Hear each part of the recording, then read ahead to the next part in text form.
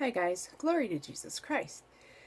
So, those of you who watched the last video can understand why I feel like my brain is still in a total fog of horrible numbness. I'm so upset, I'm almost not upset, if that makes sense. I'm just like... So I thought maybe to think about something more positive for a while, I would answer another question that I recently got, which was from a Protestant who said, I know you are a convert, meaning me, am a convert. Me convert, you Jane, to Orthodoxy from Protestantism. Would you mind explaining how and why you made that decision? And I will do my best to explain. It's very, very hard to do in a 15-minute YouTube video, so I'll do my best. Okay. I grew up in a suburb of Buffalo, New York, and for all of my childhood and most of my adolescence, I attended a Lutheran church, actually two Lutheran churches. My mother is an organist, and she actually didn't work full-time at either of the two churches, but she did a lot of substituting in the area and stuff, and, both of my parents are musicians, as I am, so they were attracted not only to the theology of Lutheranism, but also because, at least at the time, the music was very traditional. It was very good. There wasn't any of this, rock, jazz, drum kit stuff going on. So, during those years, we went to church once a week, sometimes more. I went to Sunday school. My parents went to adult education. I was an acolyte. My dad eventually was a communion server. We were involved in the church, such as it was. So I had a foundation of, basic Bible stories. Most of the good theology that I got was actually from the hymnal. The Lutheran church chorales, for example. Some of those, some of them are a little bit iffy in the theology, but a lot of it really stuck with me. Music is one of the most effective teaching tools for anything. Because even when people forget shapes or colors, or they forget things that they have read, they tend to remember what they've heard. So as a child, singing, over and over and over again, these beautiful hymns, it had a profound effect on me, and I didn't really realize how profound that effect was until much later, but it was there nonetheless. Now, when I was about 15, 16-ish, I got my first church job. I was taking voice lessons from a woman who was the organist and choir director at a gigantic Congregationalist church in the city of Buffalo. Actually, I guess it was technically Kenmore, which is another suburb, but it was much closer to the city than we were. And she hired me to sing in the adult choir because they needed some help. And so for, I guess, 2 years, maybe 3, I think it was 2, I attended this church, and it was a huge church that had 10 choirs. Yes, 10 choirs. Very welcoming congregation. Theologically, they believed in everything and nothing, but that was okay with me at the time because I was 15 years old. So I eventually quit that job, and I don't quite remember why. I think it was because I changed voice teachers because the technique that I was learning from this teacher wasn't really good. It wasn't like a dramatic exit or anything. I just, made a choice. And so I started going to a series of different churches for the next 5-8 years. First up was a cult. Woo! Somebody that my mother worked with was involved in this cult that rented out space from a local Jewish temple, if you can believe that.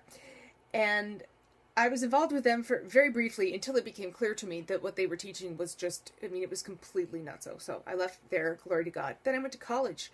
And for the next couple of years, I was an Episcopalian, because in the Eastern United States, if you want good church music, you go to the Episcopal Church because they have money. Okay. So I worked at a series of increasingly prestigious in the musical world Episcopal churches. Okay. I was also growing up at that time. You know, I was on my own. I mean, I was in college, but I was no longer living with mom and dad. And so I had a lot of figuring things out that I had to do. And of course, being surrounded by ultra liberals theologically. I went to a music conservatory, so yeah. I began to realize something was wrong. Something was rotten in the state of Denmark. Except something was rotten in the state of Daria. Because what I began to realize was that almost nobody that I knew, and this was the professionals, this was my fellow students, this were the professors, it was even the people who just attended these churches and, you know, sang in the choir or whatnot, and they hired a paid quartet to help them sound better. Nobody really believed what they were singing. They believed the happy, clappy, easy parts of it, but anytime, for example, you sing a Requiem Mass and you get to Dies Irae or Confutatis Maledictis, which is about, you know, the wicked will be confounded in the last day and sent to eternal fire, they didn't really believe that. And so I realized that, well, they are either right or wrong, and I need to know which. This is important. Either religion is going to not be a factor in my life at all, and I'm going to be an agnostic, or it's going to be my life. Because if you read the Bible, if you listen to good, solid doctrine preaching, you realize that you must choose. Christianity, you know, is exclusive. It's an exclusive gospel.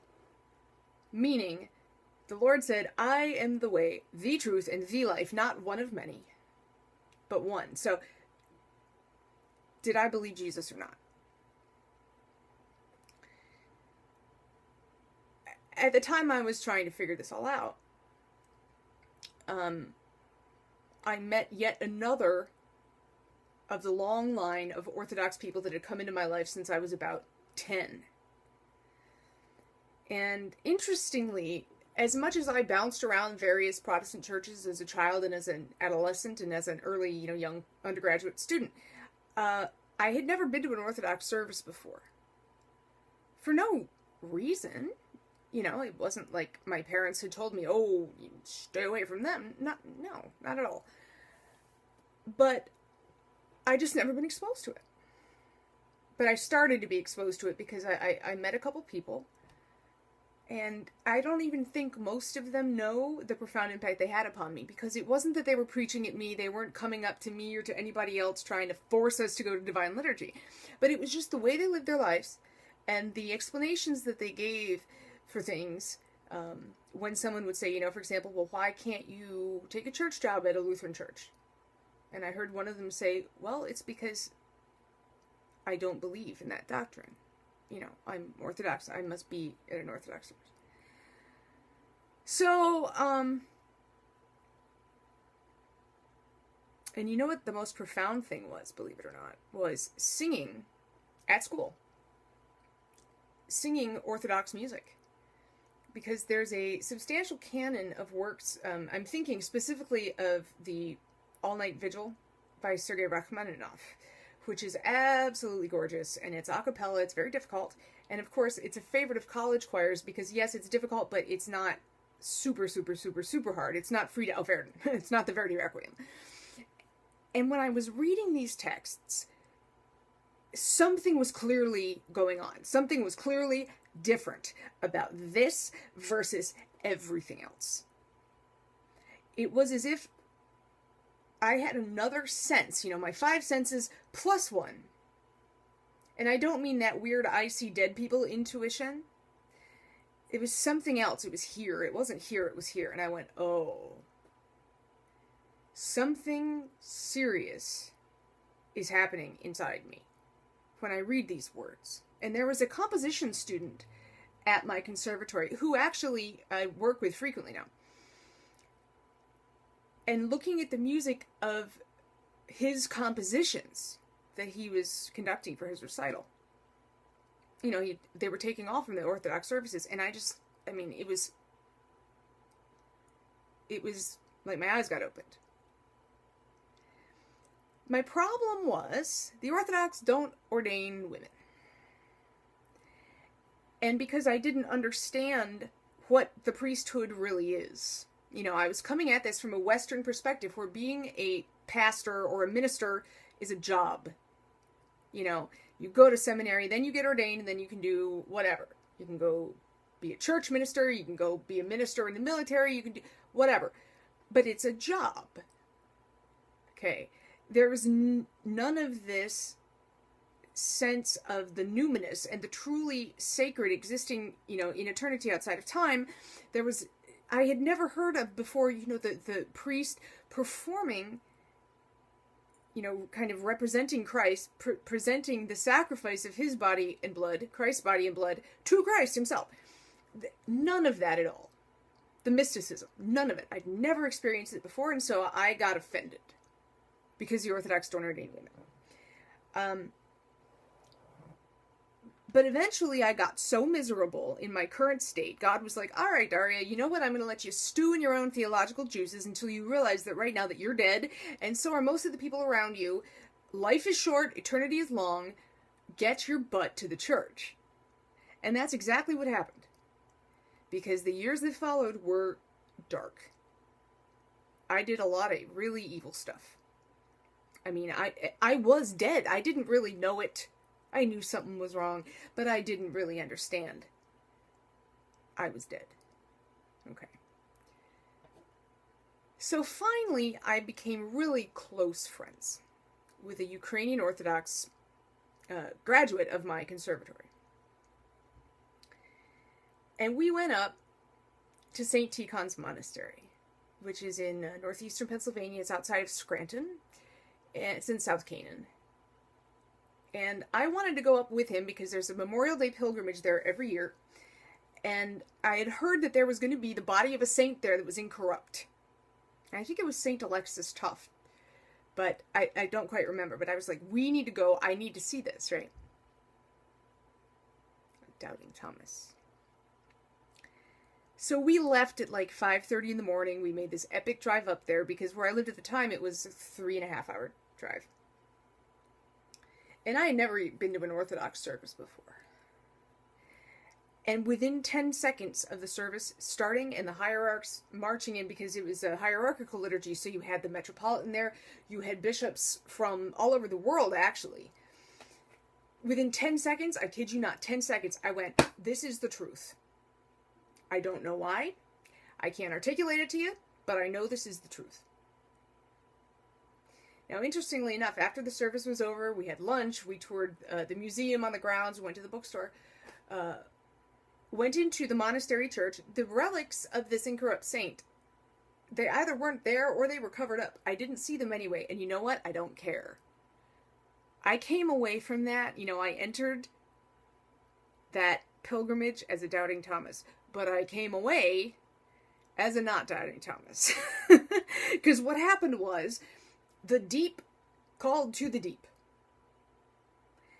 And I knew, with a knowledge surpassing knowledge, that this was the truth.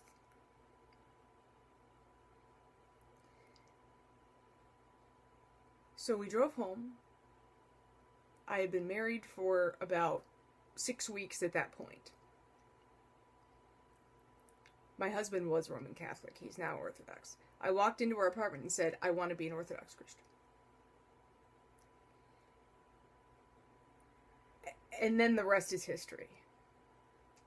I know it's not really history. I'm going to talk about it more in a second video, but I have to finish this one up because I'm at 14 minutes. I'm going to stop the camera. I'm going to reload. I'm going to keep going so I don't have to rush. Okay, so see you in a minute.